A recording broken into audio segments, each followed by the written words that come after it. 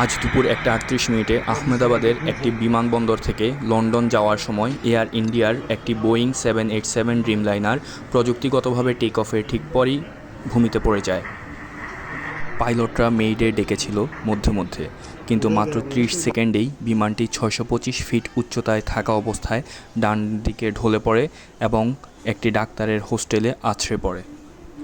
এই হতাহত বিমানে ছিলেন 242 জন যাত্রী, 169 ভারতীয়, 53 ব্রিটিশ, 7 পর্তুগিজ ও 1 কানাডীয়। মর্মান্তিক দুর্ঘটনায় নিহত প্রায় 204 জন। তবে এক ব্যক্তি 11A সিটে বসা ব্রিটিশ ইন্ডিয়ান যাত্রী জীবিত উদ্ধার হয়। একাধিক বিস্ফোরণ, শনাক্ততা বাড়ানো যাচ্ছে না এখনও। ভারত ও যুক্তরাজ্য তদন্তে অংশ নিচ্ছে। বেসামরিক বিমান নিরাপত্তা বিষয়ে কড়া প্রশ্ন উঠতে পারে। এই এয়ার ইন্ডিয়া ড্রিমলাইনার হলো প্রথম 787 মডেলের মৃত্যু ঘটনা। তদন্ত